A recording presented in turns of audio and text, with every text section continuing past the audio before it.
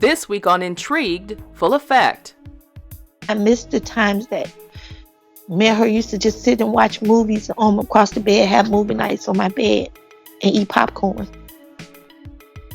I miss her. And it's not a day that goes by that I don't think about her or pray for her. And that I'm not going to give up. I'm Chandrea Thomas, and welcome to episode 11.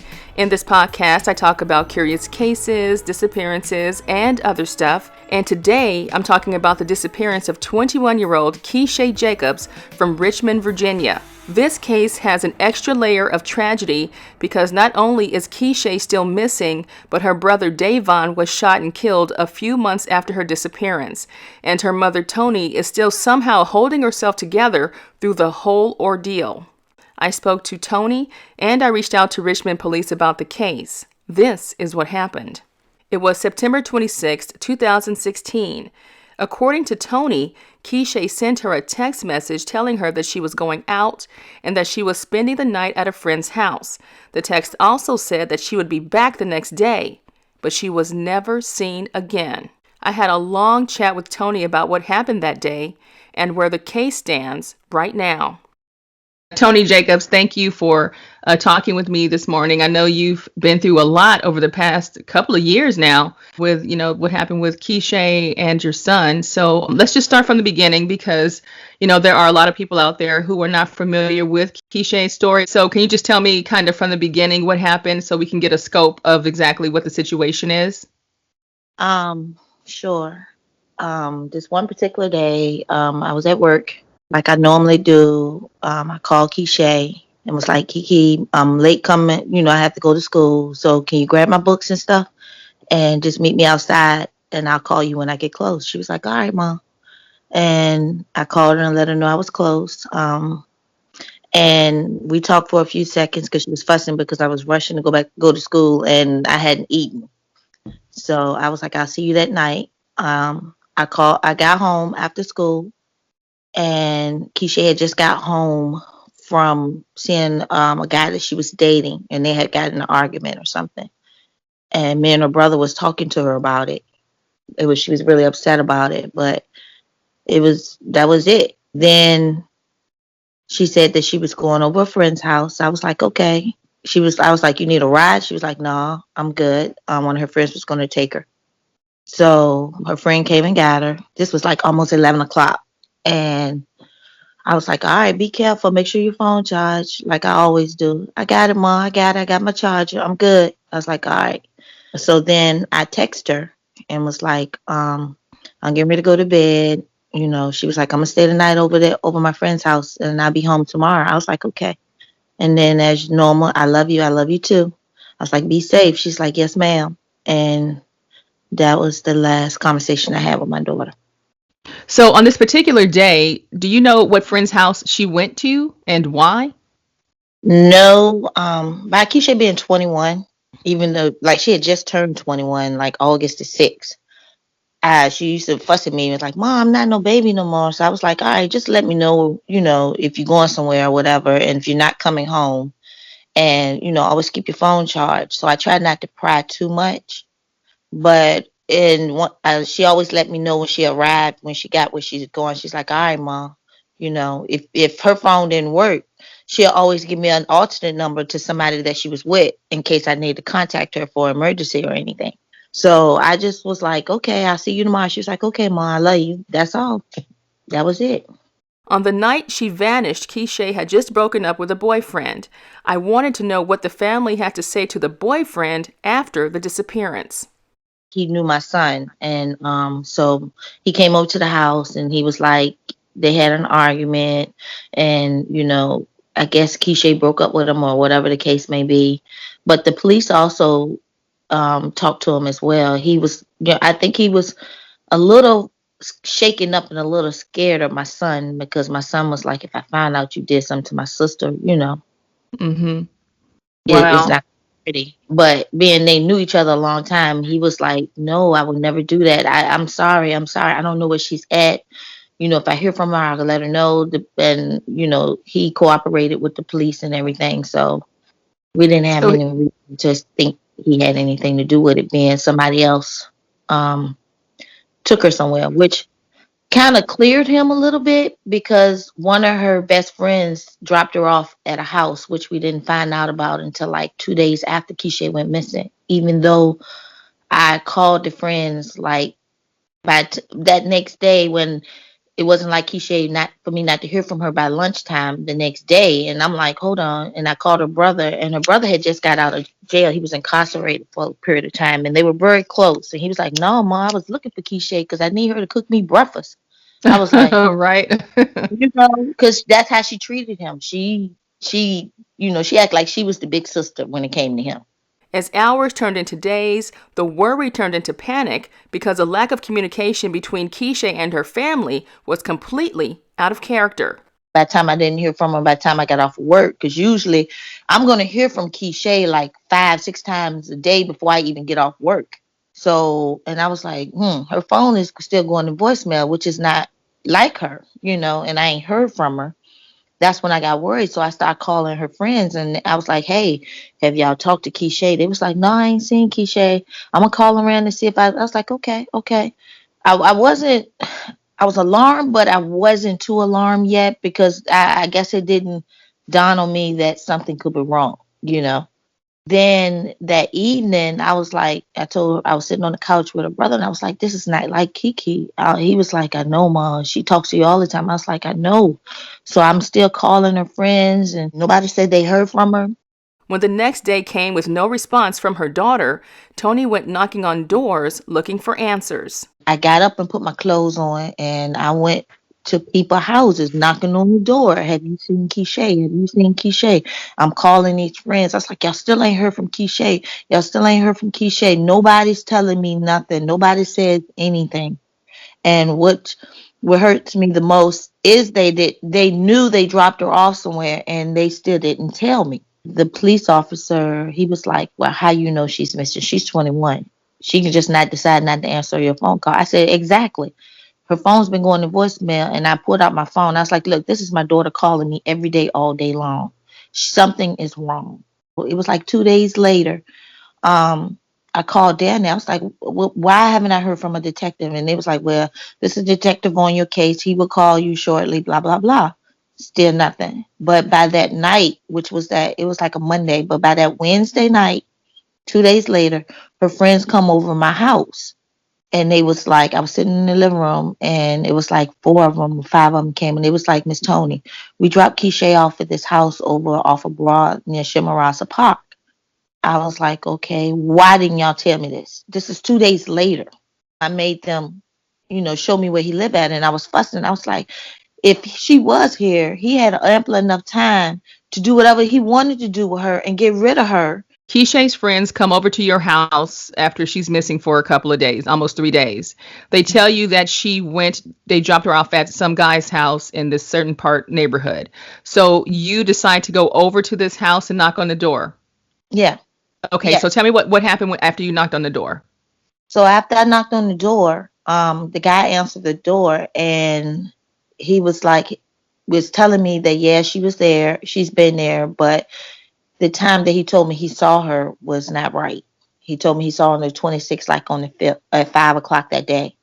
And I was like, no, you did not. I was like, because I was on the phone with my daughter. My daughter brought me my books. I was like, didn't he change it to 6? He just kept changing the time. I was like, you know what?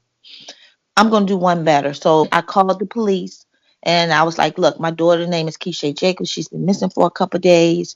I said, I'm at the house where she was last seen, and this man's story is not adding up. I need a police officer here now. So a few police officers showed up. Mind you, it still was not the detective that was supposed to have been on her case. So couple police officers showed up. He wouldn't allow the police officers in the house at first, and then he calls another detective. He comes over, walks in the house, and says she's not there. Nobody goes looking, searching through nothing, and found out she was there. So he was like, this is my card. I know who the detective is on your case. I will get with him, blah, blah, blah. I was like, okay.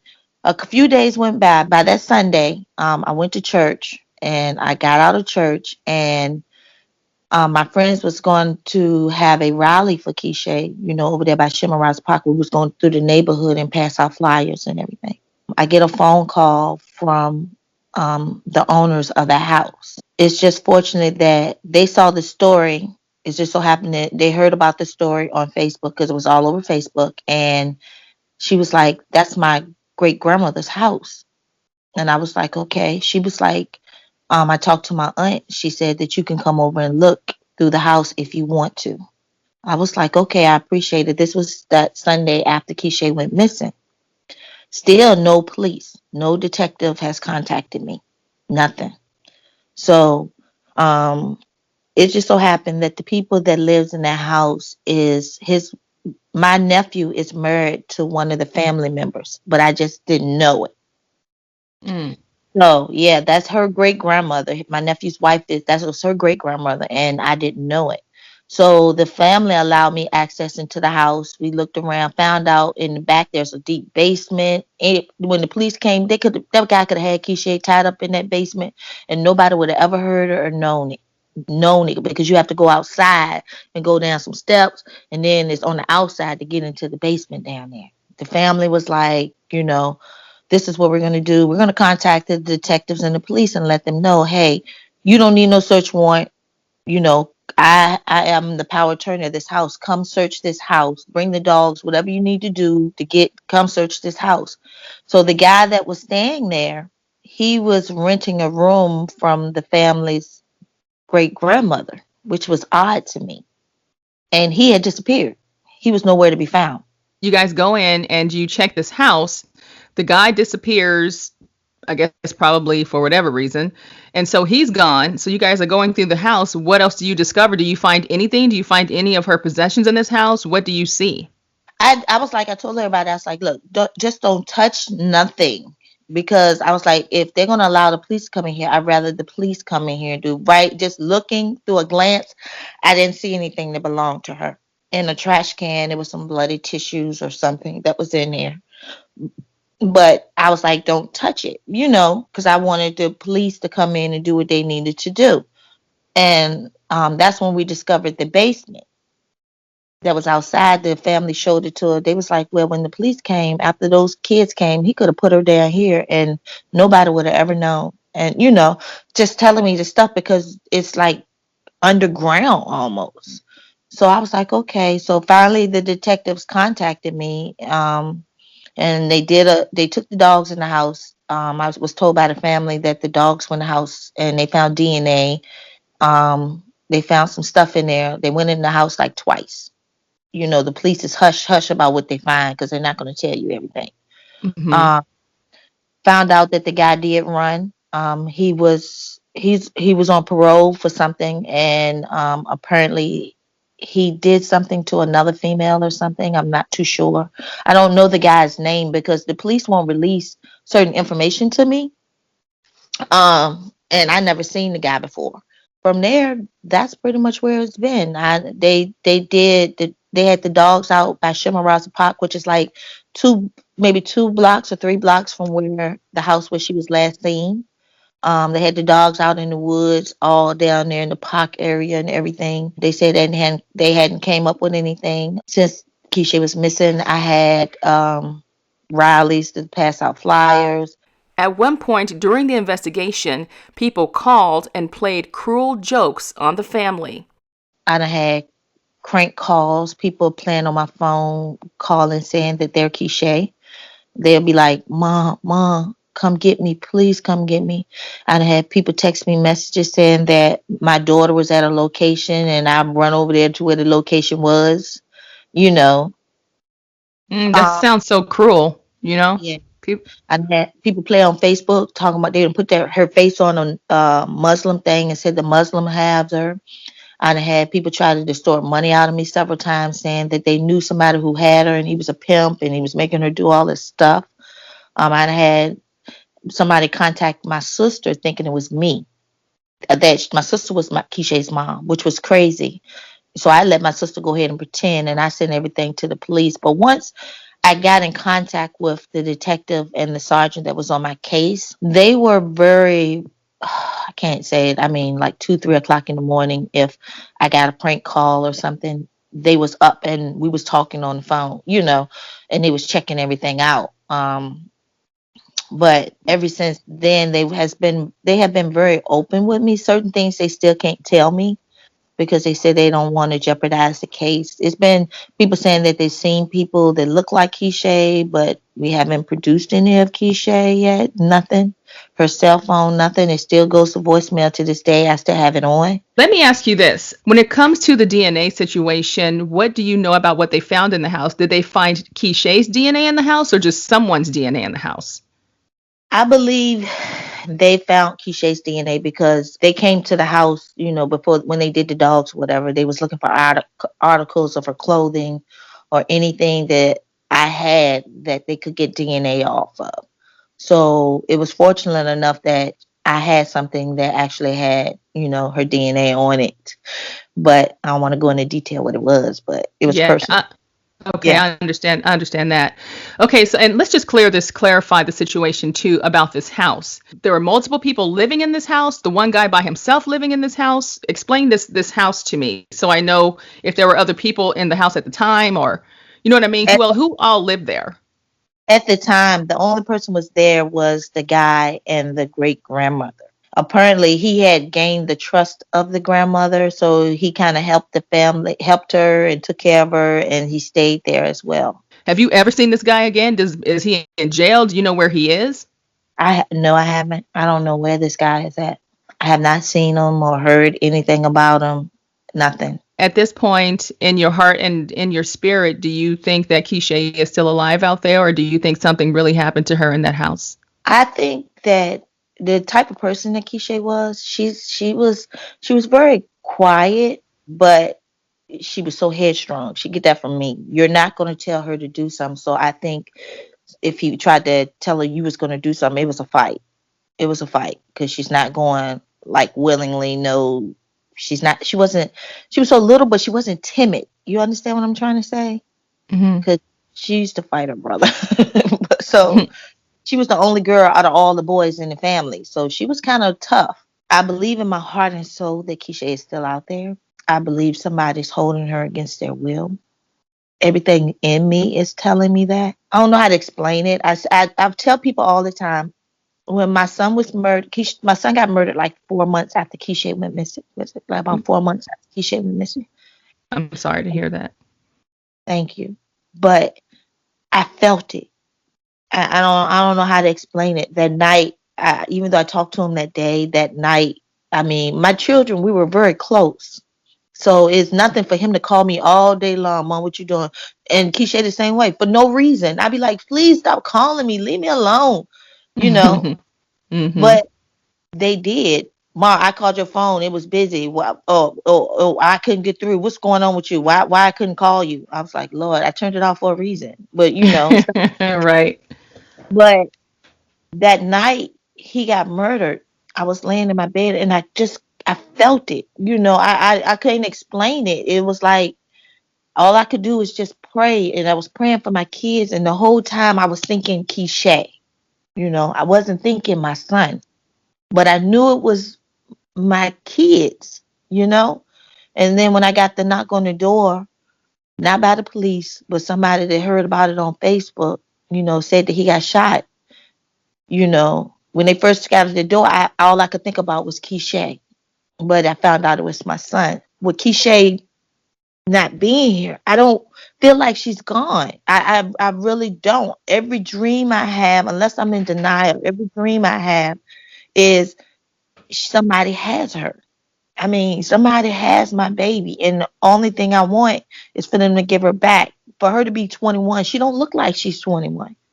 Keisha looks like she could pass for like 13 or 14 years old. I done had little kids pass her off as that young, you know what I'm saying? So she wasn't the one to wear a whole lot of makeup or any of that stuff. She was very petite. And I think somebody got her thinking they got some little young girl off of some little fetish that they have. And they think she belongs to them. But no, she belongs to me. That's my baby. And I'm not giving up. Toni's son Davon was shot and killed on January 8th of 2017 in South Richmond. The accused killer went to trial and he was given 15 years, but after new evidence and testing, he was granted a new trial. That trial starts this June. As I was researching the case, I came across some information about like some guy in jail who says he has information about her case. What do you know about that and how did you find out about it? I found out from the police. Matter of fact, I found out the 2 year when Keeshae was gone missing, the anniversary of 2 years. We was doing a balloon release, and the police pulled me to the side and told me about it. And they told me that it's a person that's incarcerated that has information, but he won't talk. But yet he says he has information. So why would he bother saying he has information if he doesn't want to talk? Are they still working to try to get this information from him? The way I understand it is they said they done went to see him several times, and one time they said something about he tried to commit suicide or something, so he was on suicide watch. But then it was time he was like looking disoriented, like he didn't know who they were or stuff like that. But they said it had been several times, and he refused to say anything. And you know for sure that it's not the guy that you came and knocked on the door and saw. It's not that same guy. I don't know because they won't tell me who it is. They won't tell me who it is. I really don't know who. Honestly, I don't know. I wish I did know, but they won't say a word. And they was like, we can't tell you. It may jeopardize the case. Toni says when she asked about the name of the guy who lived at the house, the owners gave her a name, but they all soon discovered that name was fake. As far as the friends, what about them? Have they told you anything about this guy? I mean, you would think that someone in her circle would know who she was dealing with. You know what I'm saying? See, that's my thing. I mean, since all this is going on, everybody said that it was her friends, and that's what I want kids to know. That people ain't your friends. And since all this has happened, I don't see nobody. I have one of her friends that still keeps in contact. Just one. That still keeps in contact with me, checks on me, checks and see if Mom, you heard anything yet? She's coming home, Mom. Keep your head up. Keep your head up. I was like, all right, babe. Only one out of all them friends that say they Keeshae friends, just one. And like I told them, I was like, y'all withheld vital information. I said, if something happened to my daughter, you holds it over your head because you waited days to tell me that you dropped her out. You could have made a difference of Keeshae being home today because you decided not to give me some information. What, you just didn't feel I was important enough to have it? I'm her mother. And like I tell them, nobody would have known Keeshae was missing until I said Keeshae was missing, because I know my child. My daughter don't go days or barely all day long, 24 hours without calling or talking to me. Even if she mad, I'm gonna know she's over something. She'd have been mad and be like, I'm moving out, Mom. I was like, all right, bye. And then next thing I know, I get a text. I'm staying in so-and-so house. I see you the weekend. So I talk to her every day. Every day, Mom, I love you. Love you too, baby. When it comes to her disappearance, what are the streets saying? What are people out in the streets saying? What are the rumors are happening as far as, you getting information about that, especially when she first disappeared? Because sometimes people come up with their own theories about what they think happened. What did you hear at first? First, I heard Keeshae was pregnant and she was scared to tell me. So a lot of people don't know.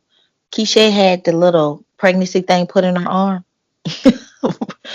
And that was her saying, Mom, I ain't ready for no kids, because my son has a little boy, and she's like, if my kid's gonna be anything like this little boy, I ain't having no children.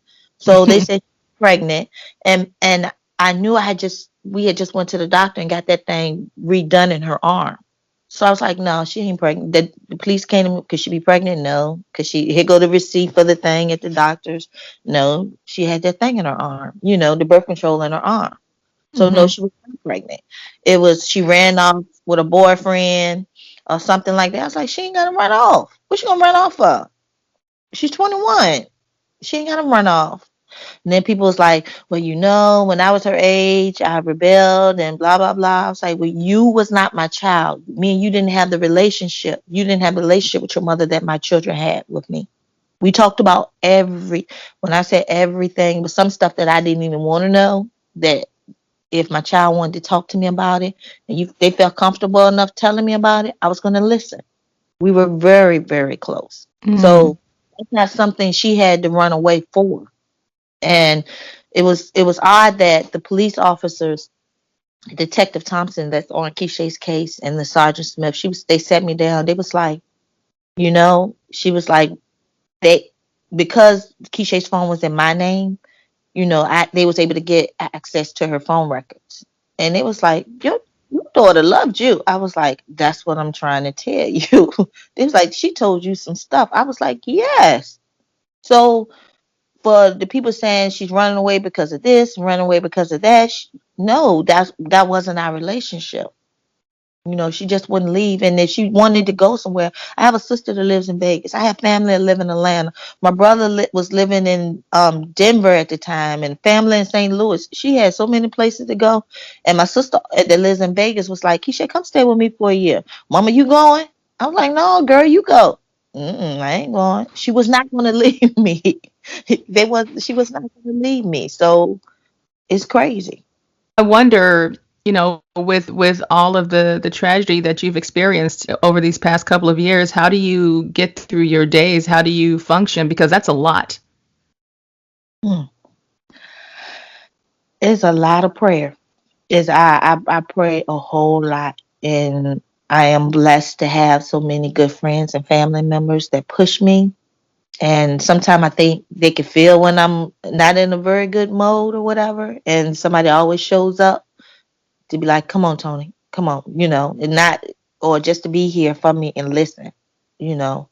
But usually, everybody that's in my circle, they even if they want family, they were so close to me and my kids that it was like my kids called them auntie, or uncle or something like that. But no, it's just, and then I'm like driven because I was like, when Keeshae went missing, there was nobody to help me. This was new to me and it was scary and I didn't know what to do or how to do it. So now I just try to help other people that's going through what I'm going through. Yeah, and that's what I find interesting too, because I wanted to ask you that you just answered my question almost, as far as what would you do differently knowing what you know now compared to what you did in the beginning of all of this? The crazy thing is, I played that over in my head a lot. What could have I done to prevent my daughter from going missing?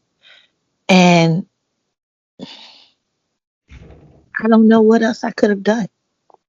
I don't know what else I could have done. I always tried to tell her, make sure you have your phone on. Keeshae, I'm not prying in your business. Just let me know that you made it where you're going safely. And if your phone's not working, just give me another number just to get in contact because something happens. I can put my hands on you.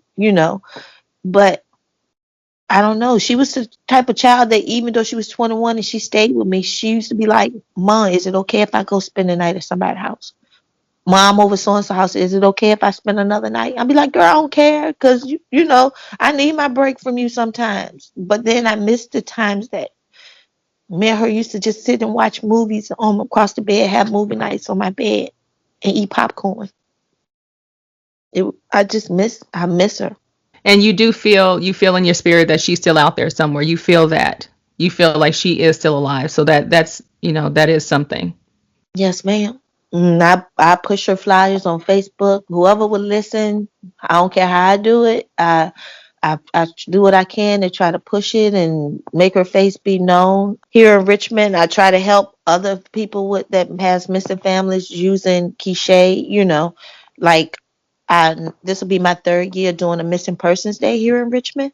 I partnered up with the police department, you know, to help do an event to bring more families out because it's like it's so many people missing and people's not talking about it. And I don't understand why people are not talking about it if their family members are not here.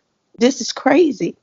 I mean, there's certain things that I walk past during the day that remind me of Keeshae or remind me of Davon or both of them together. I was like, how do people function not pushing and fighting for their kids? I don't understand. I reached out to the Richmond Police PR department about Keeshae's case, and I asked about suspects, DNA evidence, leads, and tips, and I didn't get very much, but I did basically get a response saying they're looking for information in the case and that there's a reward up to $1,000 for information leading to an arrest, adding that the family also has a $3,000 reward of their own. They do want people with information to call 911 so the information can be investigated properly. Now, according to local media reports, foul play is suspected, but at this point, it's clear that police won't confirm or deny that information with me. So you were telling me that, you had a really close bond with Keeshae and her brother, and they told you a lot of things. And so when it came to her dating life, did she tell you, you said she had just broken up with the one guy. Did she ever say she was seeing anyone else or was planning to see someone else, or you just had no idea about it at that point? She didn't say that she was seeing anybody else. Keeshae and Davon both were the same way. If it was just somebody casual, like somebody that liked him and they really didn't know if they like him or not, they didn't bring him around me. I didn't meet everybody that liked them. The only people I met was the people that they really cared about or they really liked, and they felt it was okay to bring around mom because they was like, my mama crazy, y'all. So I can't just bring everybody around her. But she'll tell me like certain people that she talked to, but she was like, "Ma, I just ain't feeling." I was like, "But baby, trust your instinct. Trust your instinct." She was like, "All right," but just like every parent, I didn't know every friend or every person that she came in contact with. What would you say to the people, in the public who have been helpful to you and who have tried to help you find your daughter? I am very appreciative of everybody and everything. I'm appreciative to the people who see me in the grocery store that recognize me and just walk up to me and give me a hug. And they was like, "I just love you." And I'd be like, "I love you too. And I'm praying for you." I'm just so appreciative that everybody that takes the time out and just shares her information or pass out a flyer or, anything. I'm with all my heart, I'm so appreciative because I don't know what I would do if people just forgot. It's still people out there. I have Keeshae flyers on my car, and some people just look at it real quick and then hear and turn their head like they don't want to know. But this is something that is an epidemic right now. Kids are going missing, adults are going missing in amazing numbers. And people need to realize just because it's not true right now, don't think it can't happen to you. Because I would have never thought it would happen to me.